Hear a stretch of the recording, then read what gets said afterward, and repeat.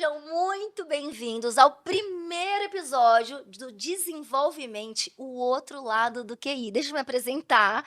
Eu sou Kelly Maria, apresentadora de TV, digital influencer e, digamos, uma especialista na vivência do assunto superdotação, que é o que a gente vai tratar hoje. E eu fui convidada pela queridíssima Paula Zanquim, que é psicóloga especializada em neuropsicologia, com foco em superdotação, e Bruna Darling, professora e psicopedagoga, também especializada no assunto superdotação. Então, meu amor, você fica aqui com a gente, porque há de render muito, porque você que tá aí, você tá interessado no assunto superdotação? Então, assim, você tem a neuropsicóloga, a professora, a mãe, a esposa, que é uma estudiosa do assunto. Então, assim, tá completo o nosso time, não tá, meninas?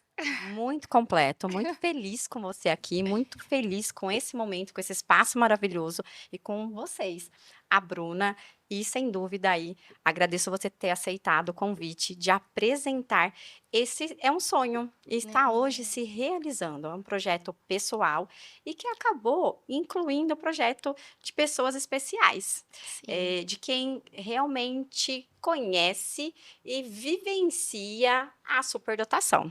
Isso é muito legal, né? Que lindo. Eu acho, nossa, super agradável estar aqui falando com pessoas queridas e com um assunto que agora está, assim, dentro do nosso coração, Faz né. parte da vida, Faz né, parte da nossa Bru? vida. E olha só, hoje o tema é mitos e verdades sobre a superdotação, porque assim, meninas, a gente tem muita dúvida, né? Agora eu vou me colocar aqui como uma mãe desesperada, que muitas estão nesse momento, pensando, deixa eu ver como vai me ajudar. Vamos pensar sobre mitos e verdades dentro da superdotação infantil, falando da criança. O que é verdade, o que não é verdade. Por exemplo, muitas pessoas acham que superdotação é a criança tem que entender tudo. É aquela criança que você fala 300 vezes 478 e a criança vai falar. Ou quem descobriu, a criança vai falar. Qual planeta que está virado assim, assim, assim. Então, assim, é verdade isso, Paula? Bom, eu acho que esse é um ponto muito interessante e importante. Acabar um pouco com esse mito do gênio, que é o que as pessoas acabam esperando da criança que tem a superdotação. E Ah, acaba deixando de perceber de fato a criança que tem essa condição. Então, essa questão existe crianças que são inteligentes. A superdotação, ela é uma condição, inclusive vem com outras questões e outras demandas. Então, essa percepção, esse olhar de entender, não esperar o gênio, é muito importante para compreender de fato a condição da superdotação. até porque esse é assim, às vezes a criança nem apresenta, né, assim, tanta genialidade, ou específica no assunto, mas tem tantas outras demandas que estão dentro da superdotação, e a gente vai falar isso nesse podcast, mas assim, só que acaba levando rótulos. Uma pessoa perguntar assim: "Nossa, mas essa criança superdotada, ela nem é tão inteligente assim", acontece isso, Sim. Bruno? E é muito importante esse novo olhar, por isso das verdades e os mitos, né. Tirar esse mito da criança gênia, da criança que é muito boa em matemática ou, boa em tudo, tira notas, altas, né. Por quê? Você consegue olhar para a criança, né, observar os talentos, as habilidades e a partir daí começar, direcionar para uma identificação, ter uma atenção, ter um cuidado, até mesmo fazer uma intervenção assertiva ali na rotina escolar para essa criança. Paula, quando e como eu começo a olhar para o meu filho e pensar: "Será que tem superdotação ali?" Bom, a intensidade da criança é muito interessante a gente falando de superdotação e assim, o que que chama atenção? A intensidade da criança. É muito importante esse olhar para a intensidade. Uhum. A gente fica muito: "Ah, a criança decorou todas a as bandeiras, a criança faz cálculos". É um ponto importante a ser observado? Sim, mas a intensidade acaba sendo uma das características que vai ajudar muito a família a perceber alguns aspectos dessa criança. Tá. Então, a forma como ela reage a uma situação. É até interessante que eu ouvi de uma mãe que a criança ela vai para o melhor dia até o pior dia da vida dela no mesmo dia, sabe? Então, quem 8, convive 8 e 80. É. exatamente, então essa intensidade, é que precisa ser observada. A questão também do desenvolvimento do raciocínio, Ele é a mais forma rápido. exatamente, é mais rápido, então a criança acaba aprendendo. Tá, Ao mesmo tempo, o que a gente precisa ter um certo cuidado é que essas crianças também têm dificuldades. sim, tá. E dificuldades que você diz no dia a dia e também na escola? Que tipo de dificuldade, assim, você fala? Bom, junto com a superdotação, vem a questão da habilidade, mas vem também alguns desafios. Quando a gente fala de dificuldade, está relacionado a vários aspectos. Um dos aspectos, a criança tem uma coisa dentro da superdotação que é a sincronia. Tá, E essa intensidade, ela pode começar até atrapalhar a própria habilidade daquela criança. Porque a dificuldade tão grande, ela tem essa ela acaba intensidade. se autossabotando. Exatamente. Ela não consegue mostrar de fato a habilidade dela, até porque ela começa a ter questões emocionais por Tá, conta dessa intensidade, porque ela tem que dar conta de regular o universo, e tudo muito está acontecendo muito rápido ali para ela na cabeça dela. tá, E quando ela se depara com algumas situações e com algumas questões que também faz parte das características, que o perfeccionismo, a autocobrança, então a criança ela tem que ficar se regulando constantemente e ela acaba não dando conta. E começa a surgir várias questões comportamentais e tá. que pode gerar algumas dificuldades. E agora, existem outras dificuldades. Quando a gente fala, eu acho que um ponto importante que a gente vai discutir aqui, quando a gente fala da superdotação, a gente está falando, cada criança é única. A forma que essa condição vai Exatamente. aparecer, ela vai aparecer de várias formas. Tá. Então, dentro de até colocando de uma forma assim, a criança quanto mais ok, maior a sincronia. O que que é a sincronia? Acaba sendo habilidades que estão muito acima e outras que não acompanham o mesmo nível. Por exemplo, minha filha é tão inteligente nisso, mas ainda não saiu da fralda. Tipo isso. Ex Ela é tão esperta em algumas coisas, mas em outro momento ela tá chorando porque derrubou um copo no chão. É meio que isso a sincronia? Perfeito. Isso acontece muito, exatamente, porque ela tem uma facilidade de tudo que é racional, Tá, e ela vai tentar resolver de uma forma racional e não vai ser tão simples assim. tá. E tem a questão da frustração, que acaba sendo mais intensa do que deveria, e Uhum. ela tem que lidar, tem que regular aquilo rapidamente. Muitas vezes, para ela, é um desafio muito grande. E que não bate com a situação muitas vezes. Exatamente, olha, então consegue isso, é tão simples, é só ir lá resolver. E para a criança não é tão simples assim. Ela acaba gerando um sofrimento. Até pontuando que assim, uma das características é o quanto isso acaba, essa intensidade gera sofrimento. Sim. Eu acho que, complementando, né, sobre esse assunto, eu acho que é um dos pontos chaves aí dentro da sala de aula, a sincronia.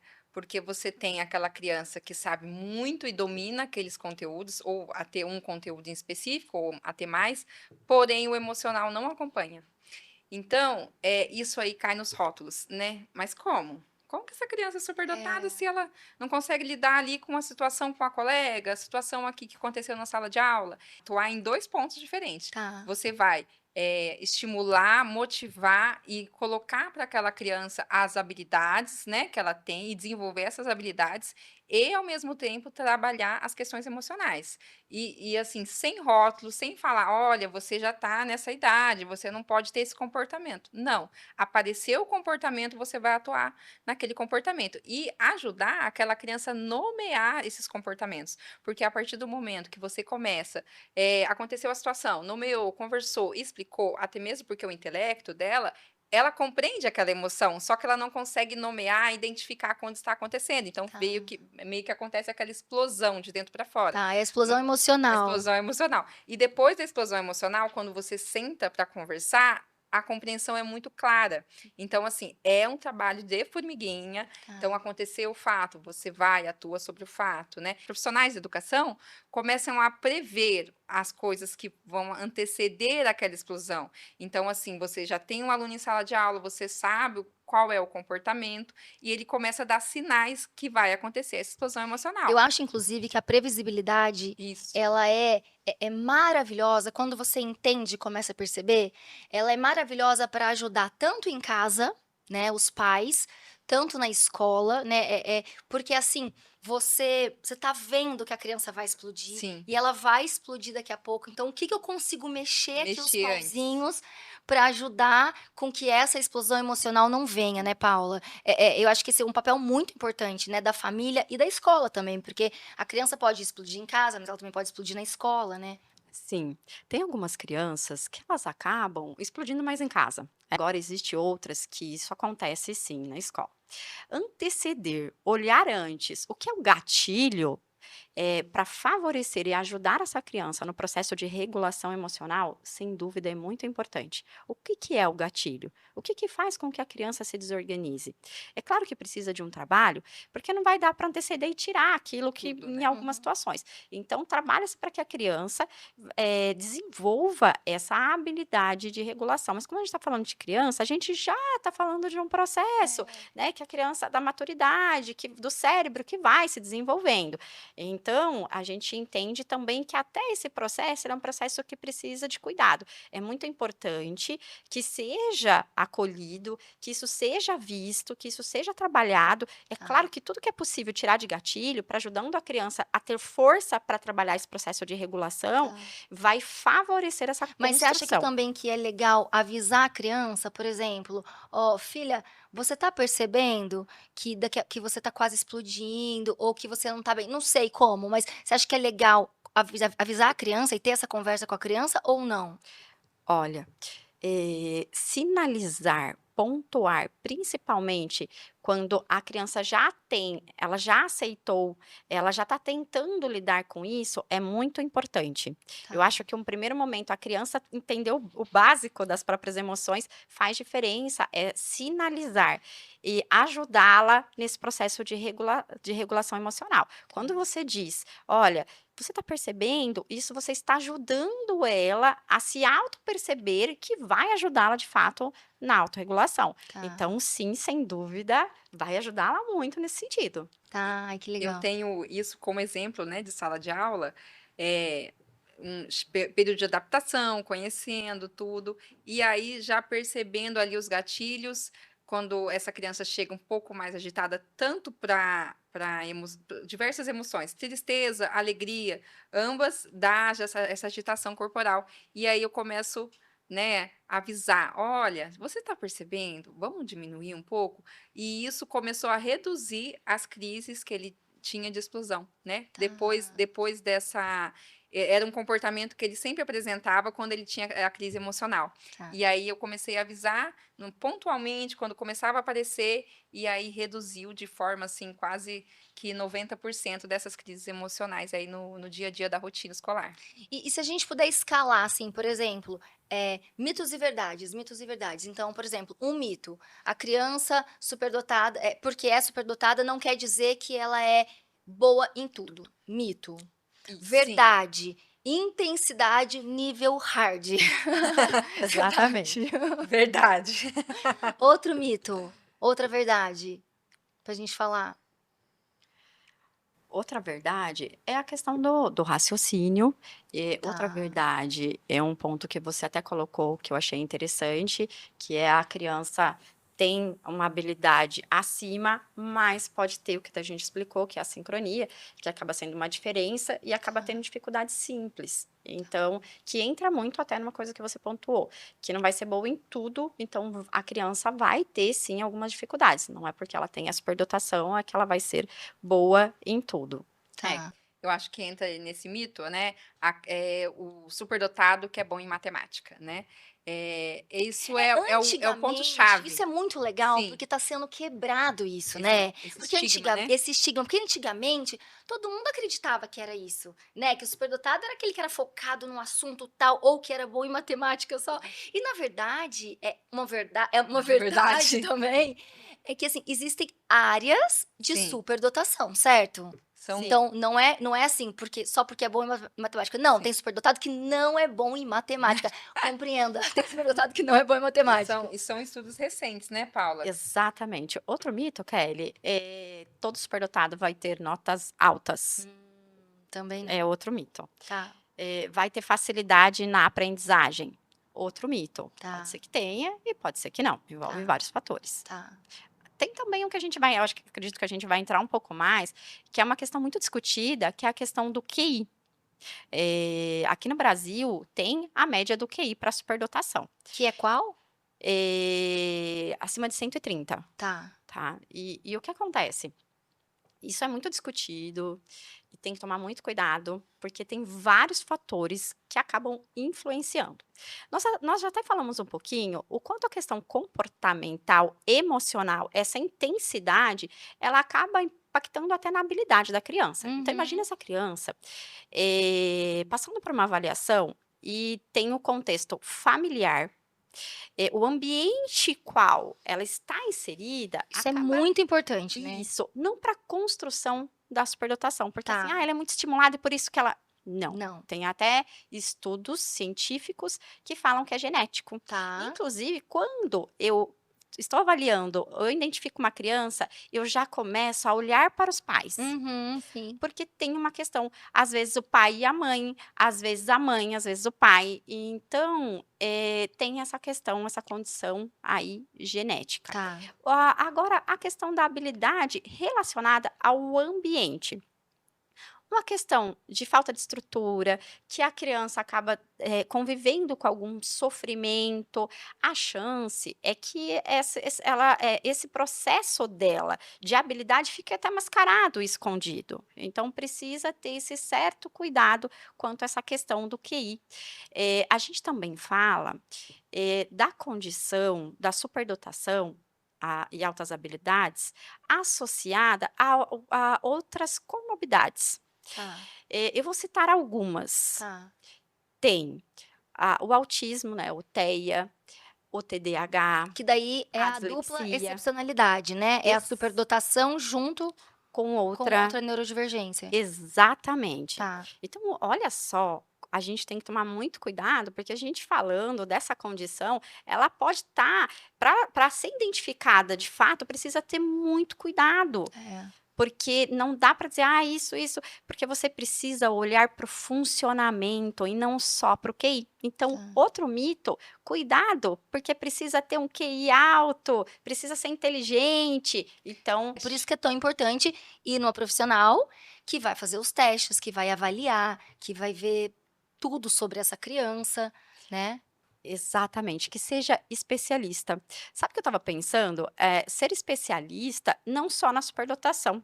Sabe que tem eu estava assistindo, de alguém que é muito voltada para essa área também aí da superdotação, alguém muito conhecida, e ela trouxe um ponto que eu achei muito interessante. Inclusive é uma profissional que ela não tem um foco único, mas ela conhece todas as outras, até para dizer não é. Porque muitas vezes está tão Ah. aprofundado assim, no TDAH, no autismo, e você pega um caso que, assim, tem vários detalhes, eu acho que você precisa saber sobre também a infância. Discrimina. Eu conheço uma pessoa que o filho dela tem a superdotação e no passado ele foi diagnosticado com autismo. E ele não é autista. E Uhum. aí, depois ela foi numa profissional que eu acho que não era neuropsicólogo que deu esse diagnóstico, né, e aí ela foi fazer novamente e na verdade o filho tem superdotação e não tem autismo, não é dupla excepcionalidade, é só superdotação. Então é muito confundido isso também, né, porque tem, muitas coisinhas que parecem, não é? No quem tem TDAH, é parecido alguma coisinha que quem tem a superdotação, ou alguma coisa do autismo é parecido também, não tem isso? Exatamente. Por isso que precisa entender o funcionamento da criança, Tá, porque tem várias características que elas acabam se confundindo. E aí acaba acontecendo um diagnóstico que de fato não é o diagnóstico daquela criança. entendi. Por isso, vamos usar alguns exemplos. A rigidez. A rigidez é uma característica de algumas crianças com a superdotação. E Tá, a rigidez ela é comum no TEA.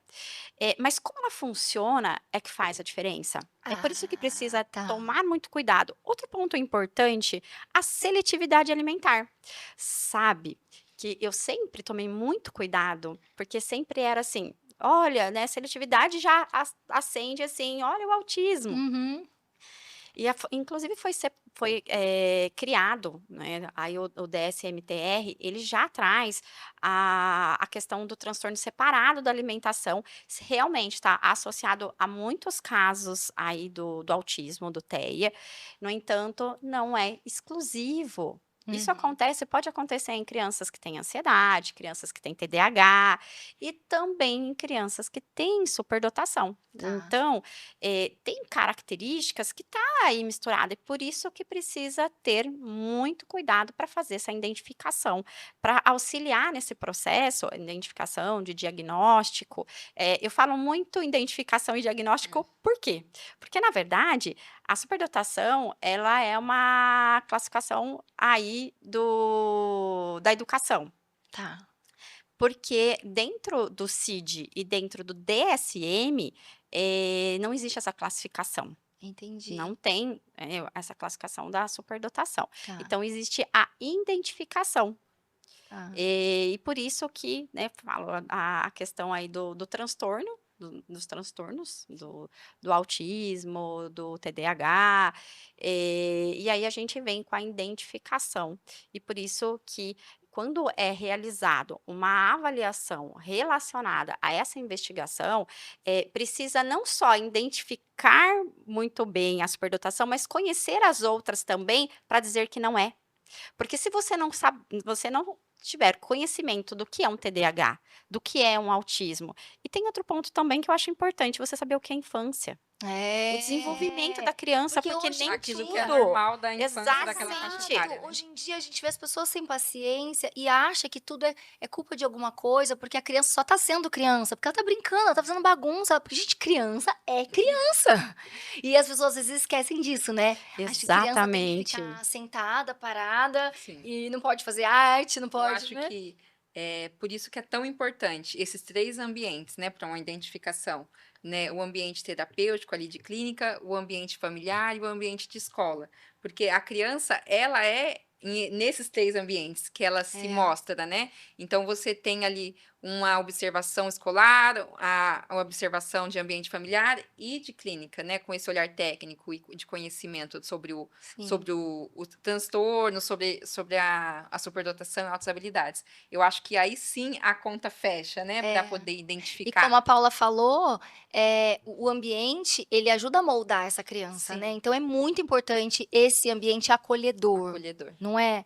Porque gente, por isso que é tão importante essa identificação, porque às vezes você tá achando: "Ah, meu filho, ele faz birra demais", ou Uhum, meu filho é mal educado, Sim, porque fulano de tal falou que o meu uhum. filho eu falo alguma coisa e ele responde, ele retruca, ou ele questiona questiona. tudo, né, Porque questionador. não é? E isso é muito próprio da criança superdotada, não é? Questionar, falar de justiça, falar de espera, entender, levar para a razão e falar assim: "Mas calma, por que que estão chamando a minha atenção por causa disso?". A criança já Precisa racionaliza e tem que entender. explicar para ela, não é isso? Exatamente. Essa é outra verdade sobre a superdotação. Questionador. Questiona tudo. Questiona, aí você responde, aí questiona o que você respondeu, aí você responde e questiona o porquê até realmente, que é muito raro parar, acabou, É, mas é sempre É. E questionando. aí junta com a intensidade, então e aí o sangue começa, né, começa a esse ferver na cabecinha da criança, porque ela não vai ficar questionando assim, tal, junto com a intensidade esse toda. ponto, também é um ponto muito importante para a sala de aula, né, que é o senso de justiça. E acaba passando a imagem da criança desobediente, a criança mal educada, né, e aí acaba você criando outro rótulo, né. Então assim, você observar aquele senso de justiça, é um simples explicar o porquê das coisas, né. Uhum. Então tem aquela rotina, você estabeleceu a rotina, "Por quê tia? Por que que você quer?", né.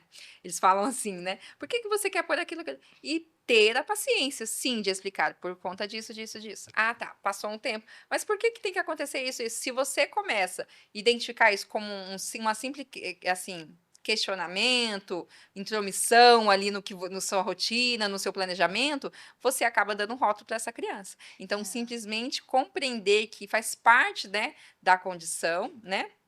Ou quando não tem uma identificação ali, né? Tem empatia. Fala, É. olha, será que tem alguma coisa aqui? Deixa eu explicar melhor, compreender melhor o que ele está apresentando, né? E buscar aí o ambiente familiar, o ambiente clínica para poder fazer essa identificação. E é até interessante que quando o primeiro contato dessa criança com esse grupo é super positivo, porque assim, percebe o quanto tem, sabe, aquela energia de perguntar e de pensamento rápido, pensamento Uhum. crítico. Mas infelizmente isso com o tempo, para quem está em volta, essa intensidade de estar tão Às vezes envolvido, de tanto cansa. perguntar, acaba que cansando e muitas vezes não tem muito preparo, muito cuidado, e a criança em si vai acabar falando para outra: "Ai, chato, mas você vai falar de novo? Mas você vai perguntar de novo?". Uhum. Então, Esse assunto, né, que às vezes é um assunto que não interessa a todas as crianças, muito específico daquela criança que tem, às vezes, até um hiperfoco, né, naquele assunto. sim, e a outra verdade também, vou lembrando aqui, vou falando, Verdades e outra mitos. verdade é que tem o hiperfoco. E Tá, olha só, precisa tomar cuidado, porque assim, o TDAH tem hiperfoco, o tá. TEA tem hiperfoco. Olha só, mais uma característica que acaba também sendo comum em Não outras. que todo superdotado tenha que ter hiperfoco. Ele pode ter, Ele pode ter, tá. ele pode Não ter, é algo que tem que ter. que tem que ter, mas Tá, é muito comum. É tá. muito comum ter a preferência, o assunto que vai ter um engajamento muito maior, ele acaba se engajando, em coisas que têm um maior desafio, mas pode ser que tenha algo em específico que realmente a gente chama de hiperfoco. Tá. Falando aqui sobre esse assunto, é um assunto tão, ele é tão rico, ele é tão cheio de informação, não é? E aí você começa a estudar, e eu acho que é tão importante a gente trazer esse tema, porque as mães, as famílias, os pais, né, às vezes ficam muito perdidos. Porque você fica pensando, gente, mas por quê? Será que só eu passo por isso? Por que que meu filho é assim? Por que que ele explode desse jeito? Por Sim. que que é tão forte? Por que que ele questiona tanto? Por que que tem essa sincronia, né? É muito delicado, porque ao contrário do que muita gente pensa, que ter um filho, ter alguém na família, com superdotação seja um troféu, né, não é, porque quem realmente tem casos em casa, sabe que, assim, é inteligente, é pra frente, é tudo isso, mas tem todo esse lado emocional para trabalhar, que é muito difícil, e mais difícil do que uma criança que não tem, Sim. né. Eu estava até um estudo que, assim, a emoção demora um pouco para amadurecer de acordo com a faixa etária, né, então Tá. a criança vai amadurecendo e de acordo com o seu crescimento. Só que na superdotação ainda demora ainda mais para equiparar a faixa etária com a emoção. Então, assim, é olhar com empatia. Ai, meninas, que delícia a gente estar aqui. Mamães, papais, famílias, escolas, professores, todo mundo que está assistindo, olha para o seu filho, olha para o seu aluno com carinho, com amor. Se você sente que tem algo diferente ali, que tem algo que acendeu para você depois de você assistir, depois de você saber os mitos, as verdades, é, olha, leva para um profissional, né, para avaliar. Conversa com a escola, entenda seu filho, porque às vezes pode ter muita coisa escondido ali, né? De Sim. repente você tem uma criança na sua casa com altas habilidades, com superdotação, e você não entendeu. E aí ele acaba não recebendo esse apoio dentro de casa da família, esse entendimento da família. Ele vai para a escola, às vezes também não entende esse entendimento na escola, porque imagina, se a família não entende, vai para a escola que não está sabendo o contexto, também não vai entender. E aí você perdeu, tudo que ele pode extrair para a vidinha dele, dela, assim, de bom para a vida, para o futuro, e minimizou em birras, em coisas difíceis de lidar, não E é? uma coisa primordial é assim, não tenham medo de procurar, porque na verdade, uma intervenção não é perdida. Então, eu vou lá e aí vou fazer tudo isso, vou falar com a escola e não vai ser superdotação. não tem problema, porque você vai passar por um processo de descobrimento. Se não for a superdotação, talvez seja algo, um outro transtorno, ou talvez não seja nada, mas simplesmente um momento de autoconhecimento, conhecimento da criança, de tudo que ela está apresentando, e seguir com uma intervenção, ou não. A partir de agora eu vou cuidar dessa emoção aqui que está se destoando, né? Então, assim, não precisa ter medo de ir atrás, né, Paula? Exatamente. Às vezes é uma questão, uma dificuldade emocional. E pode ser alguma outra coisa. Não vai pecar de forma alguma em procurar ajuda e tentar entender a sua criança. É. Então, de fato, se existe, é muito comum. Birra é falta de educação. Eu não penso assim. Birra é uma resposta emocional de uma criança que não está conseguindo se regular. Então, eu acho que é muito importante, até porque tem muitas mães, muitos pais que se cobram. Será que eu não estou dando uma boa educação? Será que eu não estou fazendo o meu melhor? Chega assim, o que eu estou fazendo de errado? Não, eu sei que eu errei. E olha, muitas vezes não é isso. Muitas vezes é o funcionamento dessa criança e que precisa ter um olhar que ajude essa criança a construir uma regulação adequada. E é assim, eu falo que os pais buscando o conhecimento para entender a criança também vai começar a se auto-entender e essa resposta comportamental e emocional, ela vai se modificando, vai evoluindo. É isso. E esse podcast está aqui para ajudar você, para ajudar a sua família, para ajudar a sua escola a entender tudo isso e a acolher as crianças com superdotação, altas habilidades. Opa, bati aqui. Com superdotação, altas habilidades, para que seja uma criança feliz e completa do jeitinho que ela nasceu para ser, certo? Certíssimo. Porque cada criança é única, né? Cada criança é Independente de, única. de qualquer identificação ou transtorno, tem que ser tratada como única. Paciência e amor. Eu falo que são os ingredientes muito importantes, independente aí do que ela tenha, mas de quem ela é e ela merece. É isso aí, gente. Ó, nossos Instagrams estão aqui embaixo na tela. Sigam a gente, a Paula, a Bruna, que dão tantas informações especiais sobre esse assunto. E continua, ó, já clica ali, ó, para você poder seguir, fazer parte, né, desse podcast, desse desenvolvimento, o outro lado do QI, para você poder ter sempre essas informações, buscar, aprender e poder ser melhor cada dia para você mesma, para o seu marido, para sua esposa, para sua família, para os seus filhos. Obrigada, um beijo. Obrigada, meninas, Beijo, e até a obrigada, próxima. obrigada. Tchau.